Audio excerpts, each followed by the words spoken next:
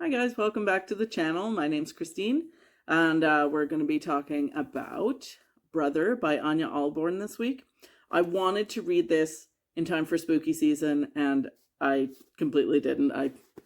As per usual, life got in the way, so we're coming to it a little bit late, but it is a horror novel. I have not read Ania Ahlborn before. This is my first foray into her writing, and I gotta say, I really enjoyed it. I had heard a lot about this book on social media before reading it, like on TikTok and things. It had come up a lot as something that you cannot miss. So I was really excited to read it.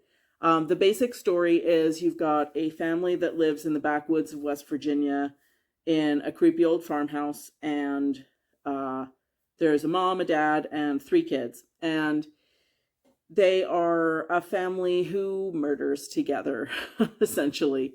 Um, they are, it isn't explicitly stated until much later in the book, but they are, of course, cannibals.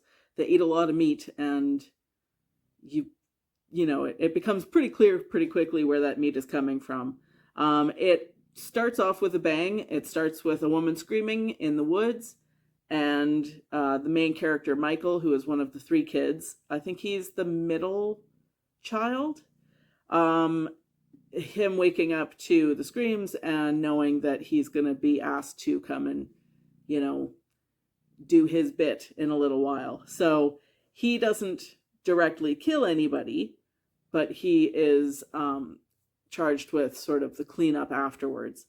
So the basic dynamic of the family is Claudette, the mom, who is a matriarch who runs the house with an iron fist. She is extremely, of course, abusive and psychotic. Then you've got Wade, who is the only, I would say, two-dimensional character in the book. He doesn't do anything. Like, I don't know if he takes part in the murder or if he just lets everybody, the murders, I don't know if he just lets everybody do their thing and he just kind of is indifferent to it all, but he really doesn't have much to do with the story or what's going on. So, okay. Then you have the oldest son, who is, his name is Ray, but he makes people call him Rebel. So immediately you know that this guy is an absolute loser, but he's also an absolute psycho. Then you've got Michael, who is the middle child, who's the main character. And it's revealed quite early on in a flashback that he is not actually a blood relative. He was kidnapped as a very young child and brought to the house. So then you've got Misty, who is the youngest daughter, who doesn't take part in any of it, but she also doesn't try to stop it. So it starts out with a bang, like I said. It's very good. It's very well written. I really enjoyed the writing. I would definitely check out Ania Ahlborn's other works. It's really well paced. It never felt like slow or like it had lost its footing, which I do find a lot of horror novels tend to do. As the book progresses, Michael and Rebel start hanging out at this record shop, and they sort of become interested in these two girls, Lucy and Alice. Rebel pretty quickly hooks up with Lucy, and then Michael and Alice start getting to know each other a little more timidly, I guess, young love and all that. Except that Michael has this horrible history and horrible family, and he doesn't want to tell her anything. So I think it's set, I think it's set in 1980, because at one point they go to the movies and go see The Shining, and it's a new movie at the time, and since that was released in 1980, I'm assuming that's when the novel takes place, which I think for a lot of novels helps, it helps do away with, well, why didn't somebody just use your cell phone? Or, look on Google Maps how to get out of this place where they are. Like I said, I really enjoyed the writing. I really enjoyed the pacing of it. Would I say it's as good as TikTok led me to believe? No. But I don't know if it's just me.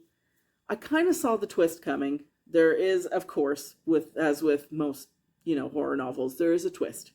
And I don't know if I saw it coming exactly, but it didn't surprise me when it happened. And a lot of people are like, oh my God, you're going to be so disturbed by this book. Yeah, I mean, obviously it's a lot of murder and, hey man, if we're going to get into trigger warnings, there's murder, there's sexual assault, there is incest, there's animal cruelty. There's a lot of bad stuff in this book. But I kind of feel like it takes an awful lot to really disturb me. After reading American Psycho, I don't know that there's anything else that even has ever come close to a certain scene in that book.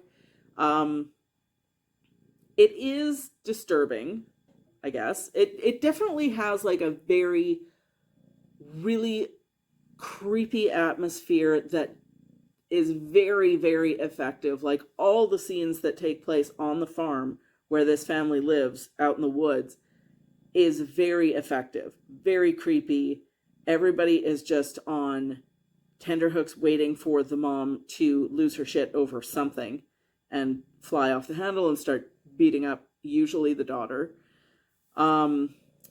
So it's very good at like getting those pieces going and fitting them all together. But would I say that I was surprised by the twist? Not super surprised. It was still a good twist, it's still a good story. Like I don't need to be shocked to be entertained. So, I would still recommend it. But I will say, and maybe it's just reading a character who's a teenager when you are in your late 40s. Like, dude, how dumb are you?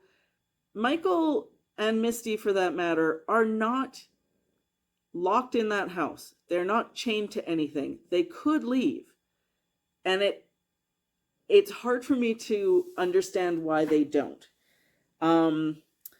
Michael, I don't want to give away too much. Michael voices a reason for why he won't leave. And when that reason is then removed from the equation about 2/3 of the way through the book, why is he still there? And yet he is. And you have the classic, I'm in a dangerous situation. Here, let me put my weapon down over here across the room from where I'm going to be. Okay, sure. So it's not without its flaws, but I still really enjoyed it. I really enjoyed the writing. I very much enjoyed the atmosphere of it. I thought it was very, very effective. I really enjoyed the writing. I really enjoyed the pacing. I don't think it's particularly long. I think it's about 320-ish pages. So you could read this very quickly. And like I said, because the pacing is so good, it goes very quickly. It's very easy. It would be very easy to read this, maybe not in a single sitting, but very, very fast. So having read it, I am very interested to read more of her work now. I need to go and find out what other books she's written and see which ones, just appeal to me. While I wouldn't classify this as 5 out of 5 for me or 10 out of 10, I would give it like a solid 7 out of 10. It's very good. It's very well written. I enjoyed the characters. There were a couple of drawbacks in the final act. So yeah, I would like to check out more of her writing. I had a good time reading it, and I liked that it was, that it went quickly. It didn't linger too long. There were a couple of scenes where it did linger. It's not as gory as I thought it was going to be honest. So I don't know if that's a plus or a minus. When it comes to a horror novel, I kind of expect a certain amount of splatter, There wasn't a lot of that. There was some, but not a whole lot, which I think is probably good. I think less is more when it comes to that kind of thing. So yeah, I would recommend it, especially maybe next Halloween if you're wanting something for spooky season. So yeah, Brother by Ania Ahlborn. Check it out.